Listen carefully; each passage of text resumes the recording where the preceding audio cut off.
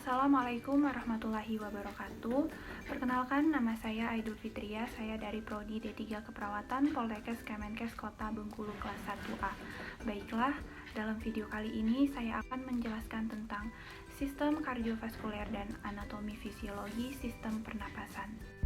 Sistem kardiovaskuler terdiri atas jantung sebagai pompa memompa darah ke seluruh tubuh, 2 pembuluh darah sebagai pipa penghubung antara jantung dengan sel, 3 darah sebagai zat pengangkut oksigen, zat gizi, CO2, hormon, enzim, dan sisa metabolisme. Anatomi jantung, letak jantung di rongga dada, terdiri dari 4 ruang, 2 atrium dan 2 ventrikel. Karakteristik otot jantung. Jantung merupakan organ otot yang dilapisi oleh selaput perikardium. Otot jantung mempunyai tipe tersendiri, berbeda dengan otot polos maupun otot lurik. Sifat kontraksi otot jantung.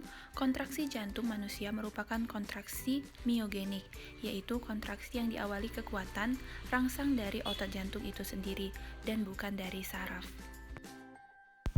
Mekanisme kontraksi jantung. Aktivitas kontraksi jantung untuk memompa darah ke seluruh tubuh selalu didahului oleh aktivitas listrik. Nodus sinoatrial atau nodus SA yang terletak pada celah antara vena cava superior dan atrium kanan mengawali gelombang depolarisasi secara spontan sehingga menyebabkan timbulnya potensial aksi yang disebarkan melalui sel-sel otot atrium. Nodus anterioventrikuler, berkas His, serabut Purkinje, dan akhirnya ke seluruh otot ventrikel. Fungsi jantung sebagai pompa darah. Secara umum, fungsi jantung yang utama adalah memompa darah ke seluruh tubuh dan menampungnya kembali setelah dibersihkan organ paru-paru. Hal ini berarti bahwa fungsi jantung manusia adalah sebagai alat atau organ pemompa darah pada manusia. Aliran darah manusia secara sistematik dimulai dari ventrikel kiri, aorta, sel seluruh tubuh, vena, dan atrium kanan. Aliran darah secara pulmonal dimulai dari ventrikel kanan arteria pulmonalis, pulmo atau paru, vena pulmonalis, dan atrium kiri. Selanjutnya cardiac output atau curah jantung. Curah jantung adalah jumlah darah yang dipompa jantung per menitnya. Rumus cardiac output atau CO yaitu stroke volume dikali heart rate. Stroke volume atau isi sekuncup. Volume darah yang dipompa jantung setiap 1 kali denyut jantung. Pada keadaan istirahat, stroke volume sekitar 70 ml. Heart rate, denyut jantung atau nadi. Gambaran tentang aktivitas pompa jantung maupun keadaan pembuluh darah itu sendiri. Macam denyut jantung, yaitu resting heart rate, maximal heart rate reverse, training heart rate. Yang pertama yaitu resting heart rate atau RHR, frekuensi denyut jantung istirahat sama dengan denyut jantung sebelum latihan. Angka normal pada manusia dewasa 60-100 kali per menit. Kurang dari 60 kali per menit disebut bradikardium, sedangkan lebih dari 100 kali per menit disebut takikardi. Maximal heart rate atau MHR. Maximal heart rate estimate MHR atau frekuensi denyut jantung maksimal. MHR sama dengan 220 dikurang usia. Misal, usia 20 tahun, MHR sama dengan 220 dikurang 20, sama dengan 200 kali per menit. Heart rate reverse, selisih antara MHR dengan RHR. HRR sama dengan MHR dikurang RHR. Bisa dilihat pada contoh. Training heart rate atau THR. Training heart rate, denyut jantung latihan atau kerja. Denyut jantung yang diharapkan selama bekerja atau latihan. Rumus Karvonen, THR sama dengan persen dosis latihan dikali HRR sama dengan RHR. Selanjutnya pengertian fase sistolik. Angka 120 mewakilkan dengan tekanan darah sistolik, yaitu tekanan saat jantung berkontraksi untuk memompa darah ke seluruh tubuh. Dan pengertian fase diastolik. Sementara angka 80 mewakilkan tekanan darah diastolik, yaitu tekanan saat otot jantung berelaksasi sebelum kembali memompa darah. Tekanan darah sistolik atau S yaitu tekanan tertinggi di ventrikel kiri dan aorta saat sistol. Normal, kurang lebih 130 mmHg. 2. Tekanan darah diastolik, yaitu tekanan terendah aorta, tercapai pada akhir diastol, normal kurang lebih 90 mmHg. 3. Tekanan pulsus, yaitu selisih tekanan sistolik dengan diastolik. Contohnya tertera pada gambar. 4. Tekanan rata-rata, tekanan diastolik ditambah 1/3 tekanan pulsus. Tekanan darah dipengaruhi oleh 1. Tahanan tepi pembuluh darah. A. Lumen pembuluh darah menyempit. B. Lumen pembuluh darah melebar. 2. Curah jantung atau cardiac output atau CO. A. Arus balik vena meningkat. B. Kontraksi otot jantung kuat. Selanjutnya, anatomi fisiologi sistem pernapasan. Sistem respirasi adalah sistem yang membawa oksigen melalui jalan nafas kemudian ke alveoli, yang kemudian akan mengalami difusi ke daerah untuk ditransportasikan. Adapun fungsi pernapasan yaitu mengambil oksigen yang kemudian dibawa oleh darah ke seluruh tubuh atau sel-selnya untuk mengadakan metabolisme. Selanjutnya mengeluarkan karbon dioksida yang terjadi sebagai sisa dari metabolisme, kemudian dibawa oleh darah ke paru-paru untuk dibuang. Dan yang ketiga melembabkan udara. Saluran pernapasan atas terdiri atas hidung, tekak, dan pangkal tenggorok. Saluran pernapasan bawah terdiri atas batang tenggorok, bronkus, dan bronkiolus. Dan paru-paru terdiri atas paru-paru dan alveoli. Saluran pernapasan secara fungsional. 1. Zona konduksi. Zona konduksi berperan sebagai saluran tempat lewatnya udara pernapasan serta membersihkan, melembabkan suhu udara pernapasan dengan suhu tubuh. Proses pembentukan suara. Zona konduksi terdiri dari hidung, faring, dan trakea, bronkus, serta bronkioli terminalis. 2. Zona pernapasan terdiri dari bronkiolus respiratorius dan alveoli. Pertukaran gas antara udara dan darah terjadi dalam alveoli.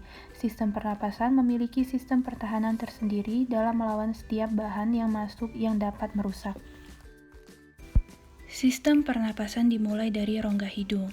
Rongga hidung dimulai dari vestibulum, yakni pada bagian anterior ke bagian posterior yang berbatasan dengan nasofaring.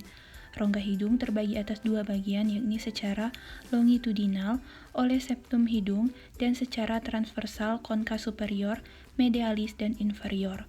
Rongga hidung terdiri atas vestibulum, rambut di dalam rongga, struktur konka, sel sililia. Fungsi rongga hidung dalam respirasi, fungsi preventif, fungsi lubrikasi, fungsi pemanas dan pendingin udara. Selanjutnya faring. Faring bagian belakang dari rongga hidung dan rongga mulut, terdiri dari nasofaring, bagian yang berbatasan dengan rongga hidung, orofaring, bagian yang berbatasan dengan rongga mulut, dan laringofaring, bagian yang berbatasan dengan laring, bagian di mana pemisahan antara makanan dan udara terjadi. Fungsi faring dalam sistem pernapasan manusia adalah menyalurkan aliran udara dari hidung dan mulut ke trakea. Selanjutnya laring. Fungsi utamanya sebagai alat suara dalam saluran pernapasan sebagai jalan udara di bawah tulang krikoid. Biasanya dilakukan tindakan tracheostomi yang bertujuan untuk mengurangi dead speech dan mempermudah penghisapan sekresi. Fungsi laring, lapisan mukosa bersilia. Laring bermanfaat untuk menghilangkan partikel asing dan untuk menghangatkan dan melembabkan udara yang dihirup. Pada saat makan, gerakan mundur lidah memaksa epiglotis atau kartilago pada laring untuk menutupi glotis atau bagian tengah laring agar makanan tidak masuk ke paru-paru. Selanjutnya trakea, cincin tulang rawan yang tidak lengkap berbentuk U, panjangnya 10-20 cm, dibentuk oleh 20 lapis kartilago yang berbentuk huruf C dan berakhir ketika bercabang 2 karina. Bagian yang tidak berkartilago disebut trakea membranosa, berada di posterior. Pada ketinggian vertebra thoracalis 4, trakea bercabang 2 kali di karina menjadi bronkus utama kanan dan kiri.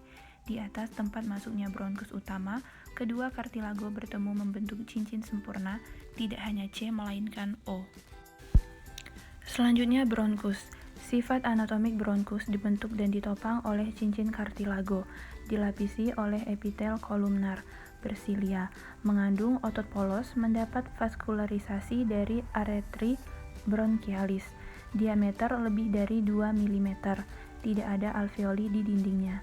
Bronkus bukan merupakan pipa yang kaku, merupakan berupa saluran dari otot dengan intervasi vagal yang dapat membuatnya berdilatasi dan berkontraksi sebagai respon terhadap rangsangan neurohumoral dan kimia.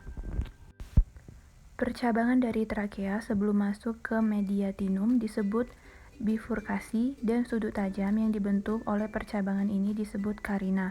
Karina membentuk sudut 20-30 derajat pada bronkus kiri dan 45-55 derajat pada bronkus kiri. Bronkus utama kanan mempunyai 3 percabangan, yakni superior, medialis, dan inferior. Bronkus utama kiri mempunyai 2 percabangan, yaitu bronkus lobularis, superior, dan inferior. Bronkus segmental merupakan percabangan dari bronkus lobularis.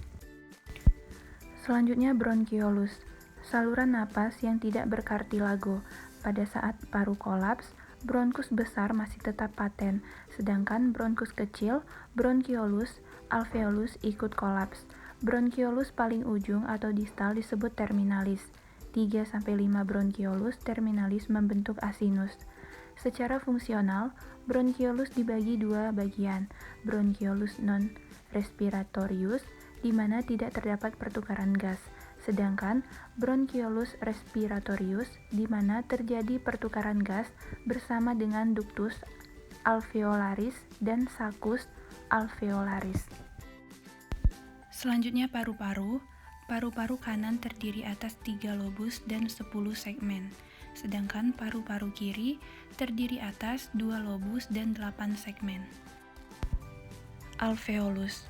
Terdapat lebih dari 300 juta gelembung alveoli dengan diameter 2,3 mm. Struktur gelembung ini cenderung tidak stabil. Adanya tegangan muka cairan yang melapisi alveoli menyebabkan gelembung cenderung menjadi kolaps. Namun, berkat adanya surfaktan yang menurunkan tegangan muka cairan di dinding alveoli menyebabkan gelembung tersebut tidak mudah kolaps, tetapi mengembang dan stabil. Otot-otot pernapasan. Saat napas biasa, ekspirasi tidak memerlukan kegiatan otot, cukup daya elastisitas paru. Diperlukan active breathing jika serangan asma, berbicara, menyanyi, batuk, bersin, dan mengejan. Otot ekspirasi tambahan terdiri atas 4. 1. Musculus intercostalis interna, 2. Musculus intercartilaginus parasternal, 3. Musculus rectus abdominis, 4. Musculus obliquus abdominis externus, dan terdiri atas otot seklet, otot inspirasi utama, dan otot inspirasi tambahan atau otot bantu napas. Selanjutnya diafragma. Diafragma merupakan otot yang paling utama untuk bernapas. Merupakan lembaran-lembaran otot tipis yang bersinegri atau melekat pada iga terbawah dan dipersarafi nervus pregnus yang berasal dari segmen 3, 4, dan 5. Suatu septum berupa jaringan musculotendicus yang memisahkan rongga toraks dengan rongga abdomen, dasar dari rongga toraks. Yang terakhir, pleura. Pleura dibentuk oleh jaringan yang berasal dari mesodermal. Dibedakan menjadi 2, yaitu pleura visceralis yang melapisi paru dan pleura parietalis yang melapisi dinding hemitoraks. Baiklah, itulah tadi penjelasan tentang sistem kardiovaskuler dan anatomi fisiologi sistem pernafasan.